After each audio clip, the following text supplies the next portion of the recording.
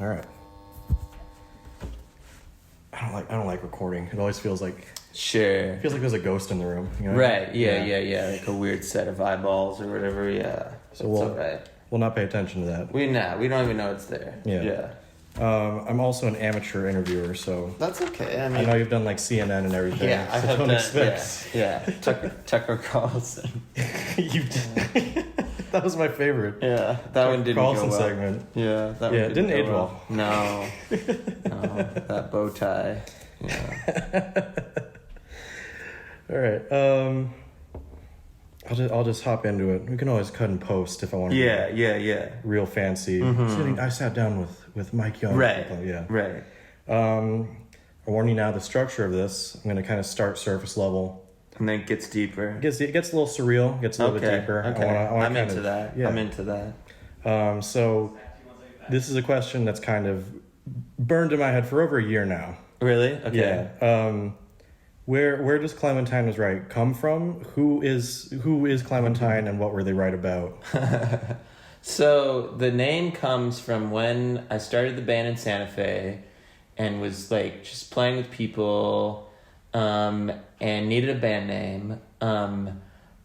Because I grew up in Northern California, my mother actually would send me like bags of clementines in the mail. And so like when we would have band practice at my house or whatever, I would feed people clementines. And as we were sort of trying to come up with a name for the band, that phrase like just popped into my head. So the phrase was not attached to a real person. A lot of times people ask me if it comes from like Eternal Sunshine of the Spotless Mind, which it doesn't, but that's fine. Yeah. If people think that. But yeah, I just thought that as a phrase, it sounded like an interesting combination of sort of sinister and doomed, but also kind of cute, you know, and also very like California, you know, like, oh, my darling Clementine. But it's like, oh no, like Clementine was right, or like Clementine was right, you know? Yeah, I don't know. It sort of came fully formed as a phrase and not like attached to a character or a person at all. Yeah. Yeah. Do you think someday it might manifest into something like that, or is it pretty cemented? Like, man, like I'll come up with some person named Clementine in like some conceptual way. Maybe. Character. I mean, yeah, anything is possible. Like we do have like in the merch box, you know, that little action figure is actually my aunt Johnny Mae Young. She was a wrestler. She was like a professional wrestler. Oh wow. And like pretty famous professional wrestler. Like she's in like the WWE Hall of Fame and like and she wrestled for like a long time, like 70 years, you know? And so, but she was like very cool. And like, she grew up in Sand Springs, Oklahoma, which is pretty rough. And she was like, fuck this. And she like left home and started wrestling like during World War II. And so I like to have her there as like a sort of like guardian angel or whatever of the band, you know?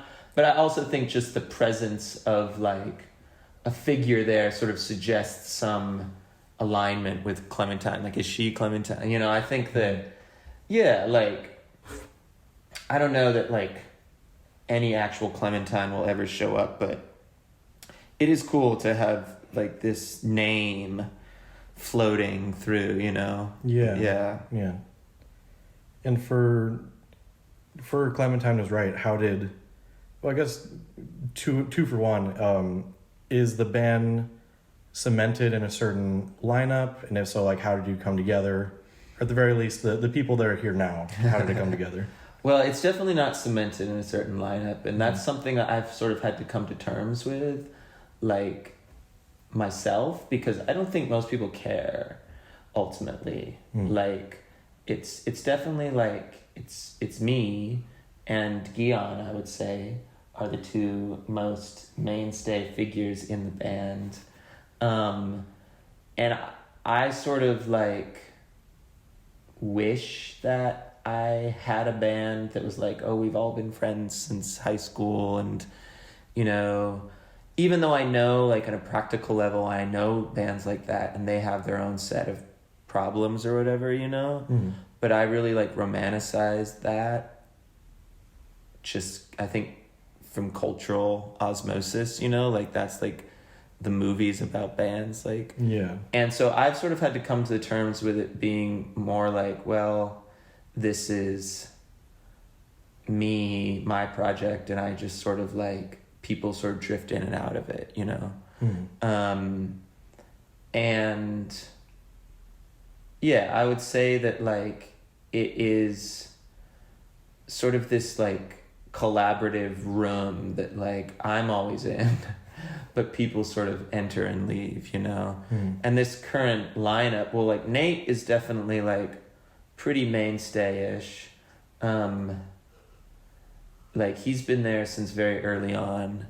And he plays guitar on all the albums, and I think I would consider Nate to be like my main like musical collaborator in the band. And then yeah, like a variety of stories about how everybody else showed up. Like I like the Arkansas story.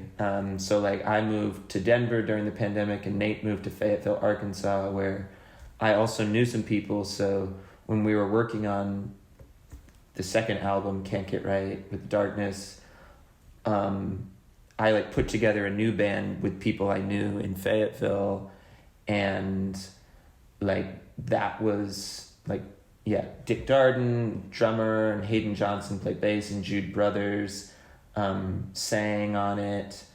And yeah, that was like a version of it at a moment, you know?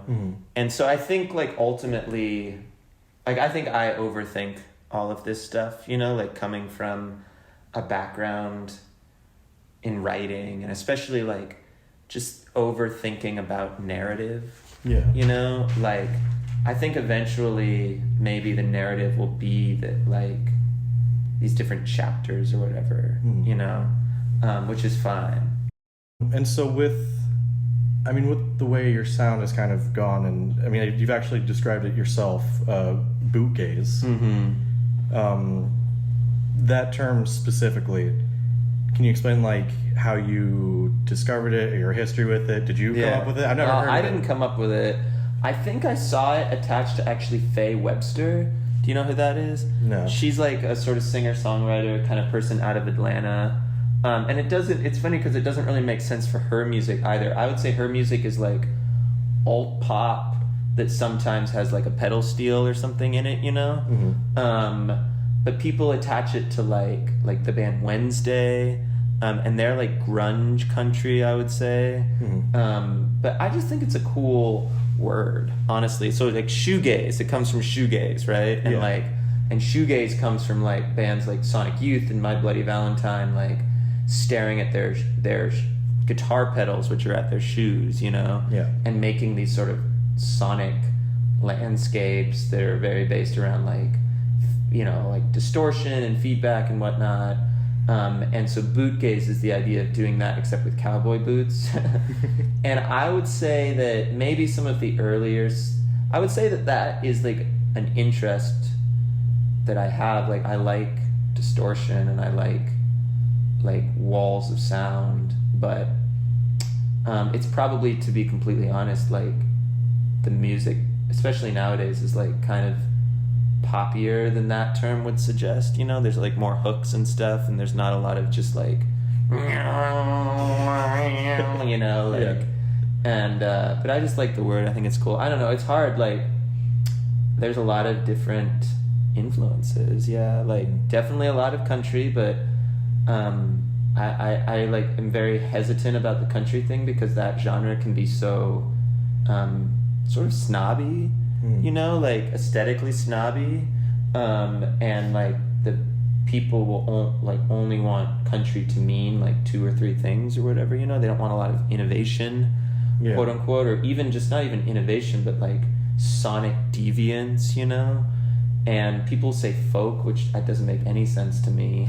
I guess it's just because it has a lot of words in it, but like I don't know. Yeah, I'm pretty influenced by like a lot of like indie rock from the like mid 2000s, you know, like a lot of like Neutral Milk Hotel, but also like a lot of like Swedish indie rock from that period, which was like very poppy, and a lot of like 90s alt rock.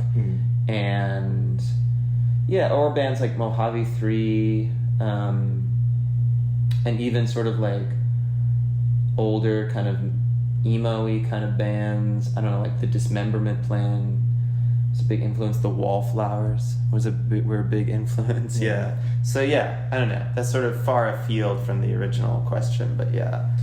Well, I guess I'll sum that up with: how much do you still identify with the bootgaze? I like it. I like to use it as a word, you know, because it's a cool word, and I feel like it does sort of like let people know a little bit what they're in for, you know.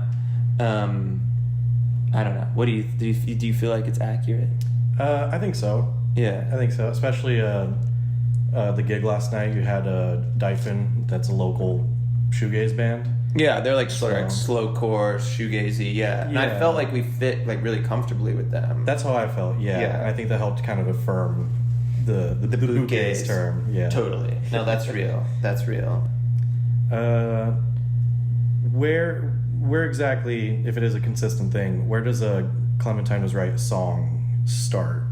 Words, melody, instrumental? It starts with like the words. I tend to have the lyrics tend to come in like a melody already. Sort of starts with like certain hooks, you know? And it often actually starts with like, it starts pretty linearly. Like I will think of a line in a melody and I'm like, that's the first line of the first verse, you know? Sometimes it starts with like a chorus hook or something, or sometimes things just really change around, you know? But I would say that it starts with like a first line that is like a verse line, a sort of like setting up a story kind of line. Yeah. Like I'm trying to think like the new like tall. I'm trying to think of like how Tall Walks started. Yeah, like Tall Walks literally started with me thinking of the line like, well, I think it started with like going to parties and like when you're leaning against somebody's stove at the party and you accidentally turn it on, you know? Yeah. And you're like, oh shoot, did I turn the stove on? You like smell gas or whatever, and then you have to turn it off, you know? And so I was thinking of that line like, well, I love the kitchens of all my friends, every mug, and then I was thinking about like, I bumped the knobs on all their stoves, you know, and like those two things, and then filling in pieces in between. And then it like evolves from there, which is sort of like the fun part of songwriting for me, because I did not think that like that song would start out, and sometimes this like takes way longer than I wish it would take, like years, you know? Like I had like half of that song floating around for like 3 years, and then like my dad passed away in 2021, and suddenly I was like, oh, like the second verse of this, the first verse of this song is like about, not just about my friends, but about like friends who've passed away, and then the second verse is going to be about my dad, and it like all clicked, you know? And it was like it was like an unfinished basement before then. It's like, oh, this is what goes here, you know? And you get that feeling, and that's how the song ends, you know? Yeah. That's beautiful. Yeah. Well, that kind of sets this up then. Specifically, I guess with your lyrics, but also I know you have a background with poetry. Yeah. So I think it's obvious you have some sort of connection with, I don't know whether the term is like language or prose in general. Yeah. Can you explain that connection, your thoughts and feelings towards it, or your history, where it started? Oh man. Yeah. I mean, I've always been very, very like verbal, you know, like filtering the world through language and trying to like, it's like the thing that I was talking about with Tall Walks last night, actually, where it's like, for a long time, I had this relationship with language that it was this secret power that whatever was happening, whatever I felt that was bad, or going through bad experiences, if I could articulate it or find something to like learn about it, quote unquote, that could then be expressed through language, then it was sort of like worth it, quote unquote, you know, that like the point of life was to explain it in language or whatever, right? And I don't I don't feel as confident about that as I used to, but yeah, I still I mean, my dad was like he was like a real talker, and like he and my mom would like just talk for hours, and I would sort of like, as a kid, like that's like what I remember like life being like, was like I would wake up and my mom and dad, and I would go to bed and my mom and dad would still be like just talking, and like he smoked cigarettes, so it would be like just this cloud of smoke and talk and language, you know? So like I have this relationship with language from like very early on, that it was sort of like, yeah, the point of life was to turn it into language, you know? And yeah, and so I think like songs, for me, even though, you know, I've written fiction, written poetry, and all that, and I enjoy all of that, and I feel very specific things about all of that. Songs to me feel somehow like even though you can obviously have a song without language, to find a way of singing something is the sort of most like potent form that language can take, you know? It's like and I think a song can like reveal like certain phrases to be like reveal the fundamental like mysteriousness and power of certain phrases, you know, that if you just said them by themselves, they would be really stupid, right? Like since we're in Las Vegas, like the Killers, you know, like I've got soul, but I'm not a soldier, you know, like that's sort of meaningless, like in a prosaic, like everyday language, like language in a utilitarian way, like how much do these donuts cost? You know, like if you went around saying I've got soul, but I'm not a soldier, you'd like be wasting people's time a lot of. But I feel like you put it in a song, then it reveals, I believe that the language is already like charged, but it needs the song to like activate the charge, you know? Yeah. I don't think that the song gives the language the charge. Like, I don't think that language is inherently stupid and the song like masks that. I think that the language is cool, but every day masks it and the song like reveals it. Does that make sense? I think it makes perfect sense. Yeah. And I think that really rings true a lot with everything that Clementine was right was doing. Cool. Yeah. I'm glad. Yeah, no, absolutely. Yeah. Clicks. I'm not trying to highlight any problems the band might have, but I'm just curious your perspective on it. And I can only phrase it in silly ways. So I'm excited. Yeah. If you had a genie. Yeah. And this genie was a very big Clementine was right fan, and they offered to grant you 3 wishes specifically related to the band. It could be either problem solution, it could be opportunity, anything 3 wishes you could grant specifically to the band. Wow. Yeah. That is a tricky question. Like, you can phone a friend. I know we have Guion here. I don't know. Guion, I feel like hears me complain about stuff so much. What do you think my answer for this should be? I mean, it's also like like on this tour and stuff, like we've been talking about it, and like, I don't know. I feel like this might benefit from some outside insight. I'm gonna come close. Appreciate it.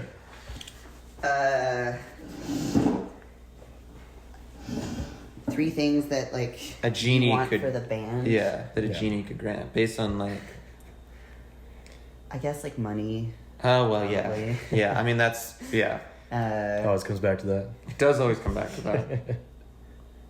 I think some kind of like, I don't know,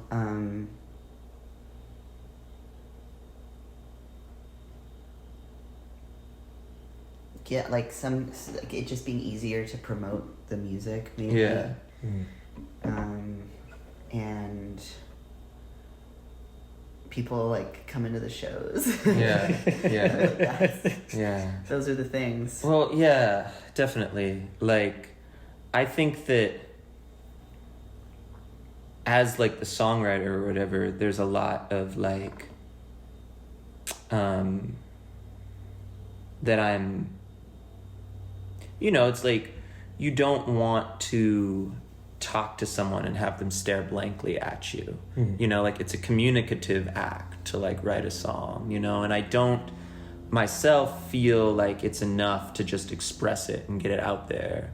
Like for better or worse, I am like doomed to long for some reciprocity, right? Yeah. And I think for like the other folks in the band, like for Nate or whatever, like it does feel like from my perspective, like, if he plays guitar and it feels good and he likes the way it sounds, like that is like enough for him, and which is cool. I wish I could get to that like Zen state or whatever. But yeah, I think like I feel like it feels very basic in some ways because like, I grew up, I listened to all these songs. It's like you're at this party and people are like talking to you, and I was like listening, and I like heard like, I heard like Jeff Mangum sing like, and Mom would stick a fork right into Daddy's shoulder, and Dad would dream of all the different ways to die, and like that was like, I was like so, it like unlocked. I was like, oh, you can say that, like you can make this a story, you can like, and so then I was like, well, let me now say something, like just the same way you would in like any conversation, and then you want there to be a person next to you who like hears it, and like, and for it to be like, I guess the tricky part comes where it's like, what is enough, like, and that is like the part that is probably like I could be healthier about it, like needing less or wanting less, like, because it's not like sustainable for hardly anybody these days to make art, and like the art that is sustainable, you can like make a living. Like to me, it's really hard to find that sort of like, it's hard to know what to say about it without it sounding like pretentious or something, but like there's nothing wrong with universality. Like we've all been broken up with, and so of course like we emotionally connect with somebody singing about like, like, why did you break up with me, like, why did you break up with me, why did, and it's catchy, and you're like, yeah, I get it, and so and then it's like that's super popular or whatever, but like singing about like we went out, like we jumped off the Green Bridge at dawn, and I believe in my heart that there are people out there who are having those experiences that are like weird and sidelined, who I would like, just the same way that I felt really good when someone like said something that I was like, oh my God, you see that. I want to do that. It feels like that is the role or something, is to like pass along this feeling of like comfort that I got. And whether that's the case or not, I guess is sort of what's always up in the air, Yeah. But yeah, I don't know. Does that? That's a long answer. It is. I mean, you're describing the kind of the problem that you wish you could fix with that genie. Yeah. But I don't know. Would it ever be enough to like what would be enough, you know? Like what amount of validation? It's just sort of a black hole, you know, because it's external, and ultimately any desire for like external validation is kind of a black hole. Yeah. You know? Yeah. If we find a solution to that, I'll let you know. I'll keep an eye out. If you meet that genie. I'll look out for him. Yeah. All right, I have one last question, then just a real quick thing at the end. If you could take every aspect of Clementine Was Right, lyrics, tone of the music, messaging, just every single facet that you see in it, and if you could manifest it as a person, how would you describe this person? Ooh, that's a good question. That's a good question. I don't know. I mean, I guess like my immediate thought is that my immediate like follow-up question or whatever is like, is it me? Like, and I sort of don't think it is. Like, I think it's like, I mean, I don't wear this hat all the time. Yeah. For people listening at home, it's just like a blue hat that says Reno on it. Like, I don't wear it all the time at home when I'm just being regular Mike, you know? I think that like there is that person would be like a bit of a nomad and would be like would be noticing a lot, would be like moving through other people's stories in a way where they almost don't like affect the story, but they do, you know, like they try not to, but they end up like becoming a character, where they just want to be an observer, but they end up getting embroiled, you know? Yeah.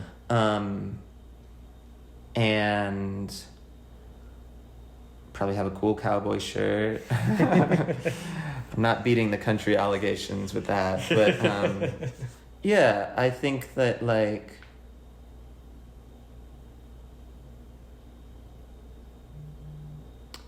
I don't know, there's this like line in a song that's on the first album, in this song called Face Full of Charcoal, like at the end of it, and it goes like trust me, baby, just trust me. Yeah, that's the problem, I think. And it's sort of like it's like a conversation, right? It's like one person saying, trust me, and the other person saying like, yeah, I think that's the problem, you know? Yeah. And I think it's almost more than an individual person. I think it's like manifesting, if Clementine was right, all the things involved with it, like you said, it would manifest as like two people trying to like find a way to trust each other, you know? Yeah. I think that's how it would manifest. That's nice. Yeah. It's a good twist you threw in at the end. Yeah. I had to think about it for a second, you know? I just sort of think my way through it. Yeah, I think you landed exactly where you needed to be. Cool. Yeah. Cool. It's not much of a question, but I wanted to end on this just because, this is going for Astr0mag, which is a, thing for the local scene here. Yeah. And we really appreciate you guys coming through. Oh, I love coming through Las Vegas. Yeah. I've been to a ton of shows, and I know when your name comes up, I see a lot of smiles popping up. We get very excited. That's awesome. So that's very sweet. We appreciate you doing a service to us by coming through and making people happy. So I'm curious, one, if you're pretty involved with the Denver scene, and two, if so, can you explain it? Maybe shout out anyone in particular or any local scenes you've been involved in. Oh man, I mean, that's a great question. I will say I love Las Vegas, and I've played here 3 times now, and Tyranny, who's still here, was one of the people who set up the first show. Yeah. And she's super cool. And Jess Pluto, we played with Jess Pluto at that first show. Mm-hmm. I don't know, yeah, all the things that we Las Vegas has this sort of it's everybody has a fervor to make things, which is really cool. Yeah. People aren't disaffected here. People are just we're gonna dress up and we're gonna make shit. Or Mar last night doing Baka is just a total badass, and the post Post NC, you know, and like Dyphon and all those elevated undergrounds, like all those folks. I don't know. I feel like, honestly, I've lived in so many different places that it's hard for me to ever feel local. Mm-hmm. And I always feel like a transient. And same with Denver, to be honest. Like, it has a great scene. I mean, like, people, great bands, you know. Jake DeMarco's in a lot of great bands out there in Denver. And, like, Horse Bitch is this other, like, friends that we have that are just like really great, and they went to college out there. And then Fayetteville, Arkansas scene, which we're also sort of involved with because Nate lives there, and I know a bunch of people, and it's also like a small college town. Mm-hmm. For me personally, like I have a really hard time feeling like at home anywhere, and so my relationship with these scenes, I always sort of feel like an outsider, no matter where, even in the place where I live. And so, like, but I do admire people who, like, cultivate, like, a sense of rootedness and, like, a sense of, like, we're gonna all grow this garden together. Because I think that's, like, the most sustainable human endeavor, is to, like, have a collaborative garden, you know, in whatever form, like a real garden with cucumbers or like a proverbial artistic garden, you know. And maybe at some point in my life I will like shift into that gear, but yeah, I don't know. Like right now there's this book called Debt by David Graeber that is actually just like a history of the idea of debt. But at the end, it sort of gets crazier at the end, as he's sort of like imagining what like a world without capitalism, but specifically sort of like without a lot of these sort of violence-based like value maintenance systems would be, and he starts talking about, it's clearly just like this fantasy he has that he's trying to shoehorn into this economic theory, but it's like he starts talking about like being like a wandering like high seas like merchant, and who just like wanders from port to port and like has adventures and like accumulates stories, and like I think that I've felt that way for a long time, and I feel that way right now, and I don't know if I'll feel that way forever. But like, there's also a video game called Katamari. Oh yeah. When you just roll around, you know, and the world sticks to you as you roll. Yeah. And that as like an image has been like pretty persistent in like how I move through the world. So yeah, I think that like the Denver music scene is awesome, and like a lot of places I've lived, you know, that I miss, like Baltimore. I miss poets in Baltimore. I miss a few poets in Portland, and like Western Massachusetts and the time I was there. And but yeah, I think that it's and I think that like what people are doing here in Las Vegas is like super cool, because it's like, you know, the world is not over yet, and we're here hanging out and dressing up and having a good time with each other until it is. It's kind of all we got for now. Yeah, it's kind of all we got. Yeah, so yeah, that's the way I feel about local scenes. Well, if you ever crave feeling at home in a local scene, if that's what you want, I hope someday you find it. Thank you. And until that point, I know I wouldn't recommend living here, but at the very least, I think you feel a little bit like a piece of home for us every time you come. That's very sweet. I love coming through here, so I really appreciate that. It's very back at you. Thank you. And that's all of you guys. Again, thank you so much for coming through, for just bringing good vibes. Little tiny devil horns over here. Black Sabbath Nate. All right, and thanks again for talking. Thank you, Savino. Yeah.